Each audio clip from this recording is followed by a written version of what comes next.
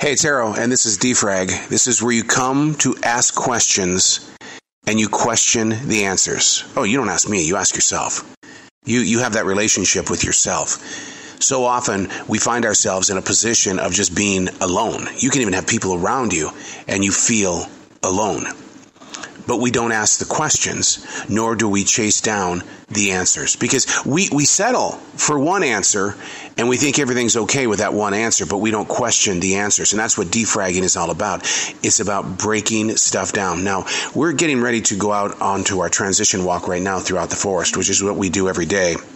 And the thing is that today we've lost an hour of sleep because of daylight savings time. And what else has happened? Well, it's raining.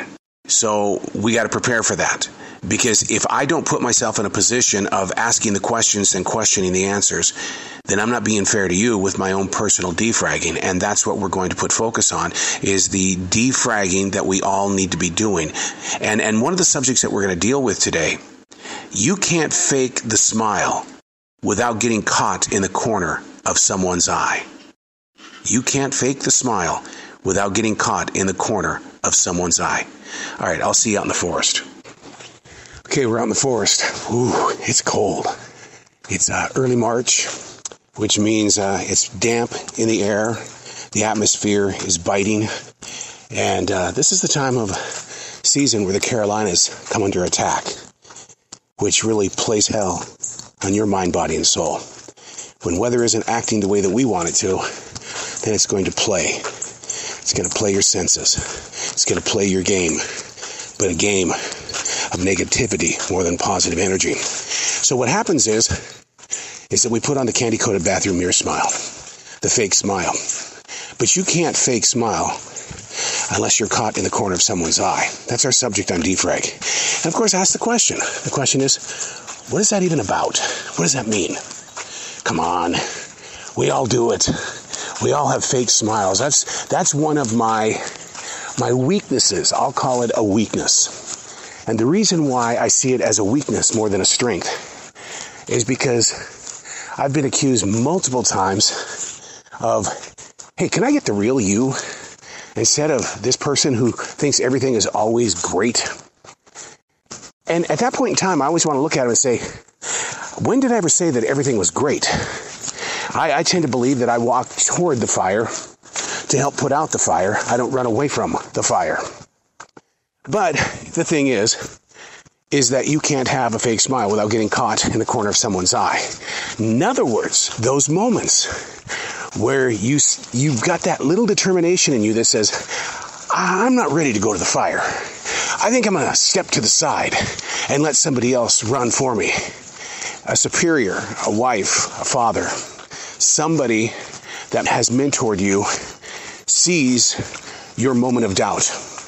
And all of a sudden, in the corner of their eye, they see that in the way of you not showing off that fake smile, that fake determination, that realism about the everyday world. I'm not saying that it's not real. It's very real. It is a mechanism where you can go in and you can really strengthen your inner core up by thinking positive, but you can't fake a smile without getting caught in the corner of someone's eye. I have a coworker who was told to change her facial expressions by a department manager. I was offended. I mean, I really was offended for the person. Because you want to know what her comment to me was? Don't people realize that I have a resting bitch face? Now that hurt me. That hurt me because I've never thought of this person having a resting bitch face. But to have a superior, somebody in the corner of their eye, catch this particular person without a smile, forces that person to go into a mode of fake smiling. I live it. I know what it's like. There are so many things that are moving through my head at the essential job, the thoughts, the planning, the exercises. And then when I see somebody that I know, boom, instantly, that smile is put into place. Hey, what's going on? You guys doing good? Do you think that's real? Do you think they feel it's real? My fake smile was probably caught in the corner of their eye. As we defrag on this 37-degree day with light rain, cold out here in this forest. It's very quiet. The lake doesn't have any ripples in it except for the little droplets of water. But as we defrag this, and we talk about getting caught in the corner of other people's eyes, what about our own eyes? Our own steps of how we're growing? How many times have we faked having the right attitude in a situation where you know things are going down? You know, we've all seen those Hollywood movies where the captain of the ship isn't going to jump. He's going to stay there until that ship goes underwater. Sometimes we are put in positions like that on our self-made journeys. When the moment has gotten too tough, we fake the ambition. We fake the dedication, the loyalty, the determination. Because we've caught ourselves with the fake moment. That's one of the reasons why I like to defrag, because I'll break that stuff down. And when I put it on paper, I'll ask the next question that'll just keep breaking it down until I understand the full process of what is taking place. Stephen Furtick recently described such situations like that as being that God is upstream and we're downstream. We can sit here and try to predict what our lives are going to be like every single day. And we'll put on that face. We'll put on our big boy pants. And we'll get on that trail. We'll make it work. But then what happens? When it goes wrong. Then we have to reconvince ourselves that, look, man, we all have struggles in our everyday world. I'm going to fake it until I make it. Oh, you've heard that term before, right? Yeah. Fake smiling. The corner of someone else's eye. They see us. You're always being seen. Haven't you learned that from all of these videos that are catching these crazy moments in history? And there were no camera people there from the television stations? I really do work with people that base their day on my attitude. Well, boy, the pressure's on there, isn't it? Doesn't that serve as an invitation for me to create the fake smile? Yeah, because the corner of their eyes are catching me. And so they know that if the weather's going to be rough, or if we've lost an hour of sleep, oh, that's going to affect this guy. Well, man, this has been a tough morning. I don't need this guy to be negative when he gets here. He needs to be upbeat because too many people depend on that upbeatness. They do realize that I have to do things in order to get into that state of mind that isn't fake. I transition, like these transition walks I'm on right now. I defrag. I don't go anywhere in any time of my day unless I have defragged it. I'm not trying to plan it out. I'm not trying to sit there and think that this is going to happen, this better happen. If it doesn't happen, I'm going to have a fit. Why didn't it happen? That's not what defragging is all about. It's knowing the mindset without having to fake the journey. Remember, fake smiles are an everyday part of our life. I often wonder at the essential job if those who are our guests aren't faking a smile when they see me.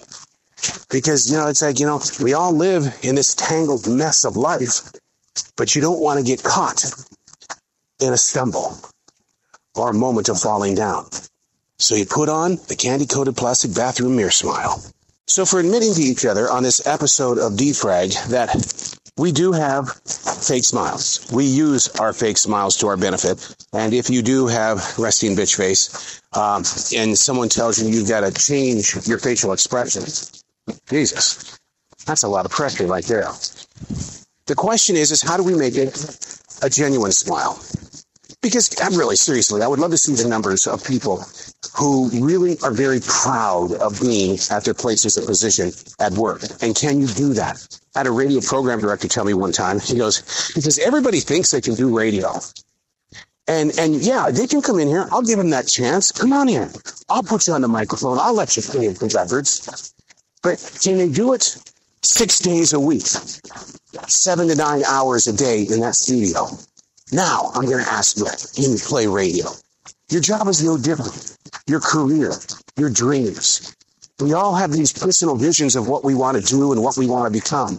But the thing is that are you faking it or are you truly enjoying the adventure? Podcasting is definitely one of those for me. 2012, when I jumped into it, I know why I jumped into it. There's two reasons. Reason number one, I was trying to find better ways to get our clients, the advertisers, more time, more than just 60 seconds, 15 seconds, or a 5-second ad. I wanted these people, I love them so much to have more time. And I saw podcasting as being, oh my God. Well, the company didn't see it that way in 2012. Not like they do today. And the other reason why I jumped into it is because I no longer had a position of sharing conversation in terrestrial radio. The station that I had worked for had pretty much gone to no human talk. It was all going to be done by the computer. Pretty strange for a creative person whose whole entire life was based on sharing conversation on terrestrial radio. But now I could do this thing called podcasting. But the thing is that in 2012, and we're in 2023 right now, it's been one hell of a journey of fake smiles, fake ambitions, fake stories. And the reason why is because I've had to motivate the self to expect the hardcore business side of podcasting. It's not all about just getting on that microphone and talking. There's so much involved in that. And I believe that your personal life is the same way. But they don't show you that along the way. That manual that you get at your creation before you're coming into the world, for some reason, we leave it at the door. And then when we come into the world, we think, we got this. We got it. I'm going to grow up. I'm going to be this. I'm going to be that. And then, without even notice, something changes in your life, and everything that you dreamt of being or becoming stands still. And we change. It's like you can't fake a smile until you're caught in the corner of someone's eye. And so you have this desire of being what? A musician? A chef? Someone who runs a bank? What is your desire? You want to run a retail store? Beautiful. But what gets in the way? Is it your fake smile and you catching yourself with it? Or is it somebody saying, you got to change your expression? I've got resting bitch face, man. What am I supposed to do? That's what I mean. You've got to figure out through defragging, asking questions, questioning the answers. Where are you? Do you hold a job or a career only because the money is good? I had a former manager. I saw her yesterday, and we talked about that very subject. I asked her, hey, how's everything going at your new job? Well, I got to be honest with you. If it wasn't for the money, I'd probably be back over here. But I can't sacrifice the money. Oh, guess what just happened? I just caught her with a fake smile in the corner of my eye. That's how we are living these days. Now, I'm not saying that if you instantly started defragging today, that your world is going to become perfect. It doesn't happen that way. I've been defragging in my journal since November of 2017. And each day that I defrag, I find out a little bit more. A little bit more. You start taking those letters and you create sentences. It reminds me so much of martial arts. It's that, everybody quits once they get a black belt. I got my black belt. Oh, yeah, I'm a black belt artist now. That's so cool. But you know what? It's just a chapter of the journey. The thing that I've learned as a martial artist is that all the belts below a black belt are nothing but letters in the alphabet. When you become a black belt, you learn how to put words together. Your second degree, now you're putting paragraphs together. Your third degree, now you're maybe writing a page. It's a growing process. Religion and spirituality is no different. You add to the journey, the story. But if you're going to fake a smile while not wanting to get caught in the corner of someone's eye, then you've got to really put on the genuine smile, the authentic self, with the vision of who you truly are and how you are in tune with what you're going to become. Yes, it's going to change. Yes, you're going to have fake smiles. Yes, it's all there. But when you have a fake smile moment, ask the questions, question the answers. Get to know what put you in that moment. What was your trigger? I'm Errol, and that's Intro.